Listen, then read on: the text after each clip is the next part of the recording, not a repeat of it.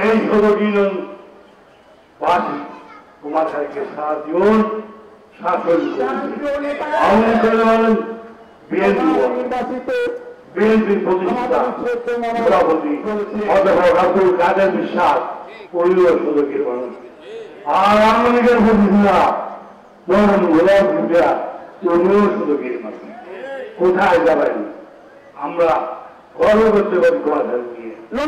আমরাই কুমারখালীতে শাসন করছি, আমরা কুমারখালীতে ব্যবহার করছি, কুমারখালী উন্নয়ন সরকারের সব জায়গায় আমাদের অংশগ্রহণ আছে। এটা আমরা বলতে পারি।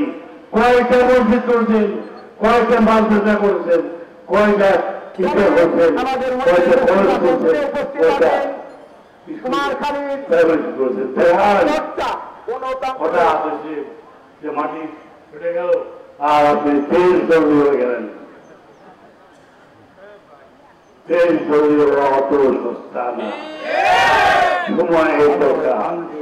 আমরা এই ভোটের জন্য যে ভোট আজকে হতে যাচ্ছে সেই ভোটের জন্য আমরা স্বচ্ছ ভোটের জন্য, আমাদের দলের মধ্যে গণতন্ত্র আনার জন্য, নেতা তৈরি করার জন্য 30 বছর আন্দোলন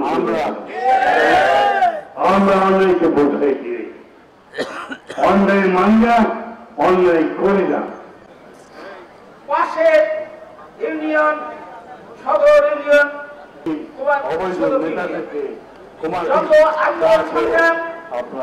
আপনারা করেছেন, আমরা করেছি, আপনাদের ছিল অগ্রণী ভূমিকা।